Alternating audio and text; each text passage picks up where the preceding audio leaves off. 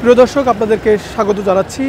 আজ একটি অর্থনীতির গুরুত্বপূর্ণ বিষয় আপনাদের সঙ্গে আলোচনা করব, আর আপনাদের সঙ্গে আছে আমি সাইদ আরমান। আপনি আমি হয়তোবা নিজেদের প্রয়োজনে বা নিজেদের দৈনন্দিন চাহিদা বলেন বা সামাজিক প্রয়োজন বলেন অথবা ব্যক্তিগত জীবনযাপনের জন্য বলেন, আমরা অনেকেই ব্যাংকে যাই না নিজেদের কোনো ঋণ তৈরি করতে। এটি আমরা খুব সতর্কতার সঙ্গে এড়িয়ে চলি। তবে আপনি আমি যদি ঋণ নাও করি, আপনাকে আমাকে কিন্তু দেশের ঋণের যে ভার সেটি কিন্তু আমাদেরকে বহন করতে হবে। তেমনই একটি খবর জানাচ্ছি, বাংলাদেশে এখন আপনার আমার প্রত্যেকের কিন্তু প্রায় ৭৩,০০০ টাকা ঋণ মাথায় রয়েছে। প্রত্যেক নাগরিক, যে নাগরিক এই মুহূর্তে জন্ম নিয়েছে তারও মাথায় কিন্তু এই ৭৩,০০০ টাকা ঋণের বোঝা সরকারের তরফ থেকে মূলত চাপিয়ে দেওয়া হয়েছে।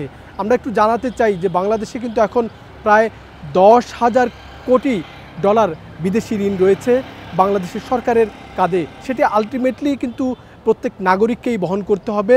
এবং বর্তমানে যে অর্থনীতির যে ভঙ্গুর দশা আমরা দেখছি, অর্থনীতির যে নাজুক পরিস্থিতি, অর্থনীতির সব সূচকই বলা হয় তলানিতে আছে। ঠিক এই তলানিতে থাকা সূচকগুলো সামাল দিতে এবং পুরো অর্থনৈতিক কর্মকাণ্ড সামাল দিতে কিন্তু অন্তর্বর্তীকালীন সরকার নতুন করে আরও প্রায় ১০ বিলিয়ন ডলার মানে আরও ১,০০০ কোটি ডলার ঋণ করবার চেষ্টা করছে।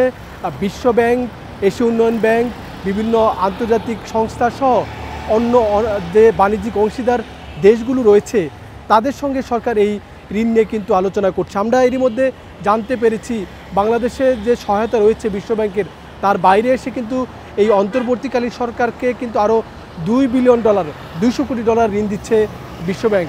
আমি যেটি শুরুতে বলছিলাম যে এই যে ঋণের বোঝা সেটি কিন্তু বাংলাদেশি মুদ্রায় যদি আমরা মোট হিসাবটা করি, প্রায় ১২.৫ লাখ কোটি টাকা বাংলাদেশের ঋণ রয়েছে বিদেশি সংস্থাগুলোর কাছে। এবং সেই হিসাবে কিন্তু বলছিলাম যে এই ঋণের বোঝা কিন্তু প্রত্যেকটা নাগরিককেই মূলত বহন করতে হবে। এবং এই ঋণ বাড়ছে মূলত সরকার যেহেতু নানা রকম উন্নয়ন কর্মকাণ্ড পরিচালনা করে, এই সমস্ত কারণে কিন্তু বিশ্বব্যাংক বলেন, এডিবি বলেন অথবা জাপান, চীন, নানা দেশ থেকে কিন্তু সরকার ঋণ নিয়ে থাকে। এসব ঋণ প্রকল্প সহায়তার অংশ হিসেবে যেমন আসে, আবার বাজেট সহায়তা হিসেবেও কিন্তু আমরা এই ঋণগুলো নানা দেশ থেকে নিয়ে থাকি। এখন অন্তর্বর্তীকালীন সরকারে যেহেতু বিদেশে একরকম বড় গ্রহণযোগ্যতা রয়েছে, তারা নতুন করে এই অর্থনীতি পুনরুদ্ধারে সরকারকে অর্থনীতি পুনরুজ্জীবনের জন্য ঋণ দিচ্ছে। এই ঋণের কিছুটা সরকার বিদেশিদের কাছে চাচ্ছে, আবার অনেক ঋণ কিন্তু বিদেশিরাও স্বতঃস্ফূর্তভাবে বাংলাদেশকে প্রস্তাব করছে। আমরা জানতে পেরেছি আন্তর্জাতিক মুদ্রা তহবিল এই সংস্থাটির কাছে বাংলাদেশ সরকার নতুন করে আরও ৩ বিলিয়ন ডলার মানে ৩০০ কোটি ডলার চেয়েছে মূলত বাজেট সহায়তা হিসেবে।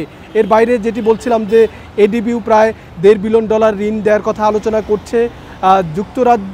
যুক্তরাষ্ট্রের একটি বড় টিম কিন্তু বাংলাদেশ সফর করে গেছে, তারাও কিন্তু বলেছে ২০ কোটি ডলার প্রায় ৩,০০০ কোটি টাকা বাংলাদেশকে অর্থায়ন করবে। সব মিলিয়ে সরকার হয়তো বা অর্থনীতি সামাল দিতে বিদেশ থেকে ঋণ আনবে, কিন্তু এই ঋণের বোঝাটা কিন্তু প্রত্যেক নাগরিককেই বহন করতে হবে। এই আগামী ৬ মাসে যদি আরও ১২ বিলিয়ন ডলার ঋণ তৈরি হয়, সেই বোঝা কিন্তু আপনাকেই আমাকেই বহন করতে হবে।